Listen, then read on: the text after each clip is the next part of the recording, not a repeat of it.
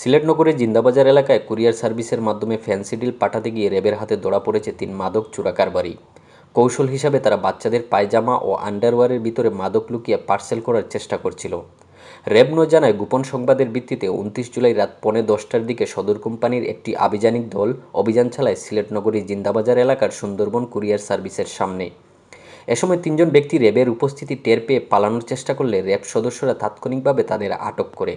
তাদের জিজ্ঞাসাবাদে জানা যায়, তারা মাদকের চালান পার্সেল করতে এসেছিল। পরে উপস্থিত সাক্ষীদের সামনে ধৃত ব্যক্তিদের দেখানো মতে তাদের সঙ্গে থাকা প্লাস্টিক বস্তার ভেতর আন্ডারওয়্যার ও বাচ্চাদের পায়জামার বিশেষভাবে মুড়ানো অবস্থায় ২০০ বোতল ফ্যান্সি ডিল উদ্ধার করা হয়। গ্রেপ্তারকৃতরা হলেন নারায়ণগঞ্জ জেলার বন্দর থানার কুশিয়ারা গ্রামের মোহাম্মদ মুতালিবের ছেলে মোহাম্মদ আরমান, শাসনের বাগ গ্রামের মৃত মুজাম্মেল হোসেনের ছেলে মোহাম্মদ নাদিম মিয়া, মোহাম্মদ নান্নু মিয়ার ছেলে মোহাম্মদ ইমন। তাদের বিরুদ্ধে মাদকদ্রব্য নিয়ন্ত্রণ আইনের মামলা দায়েরের প্রস্তুতি চলছে বলে জানিয়েছে র্যাব।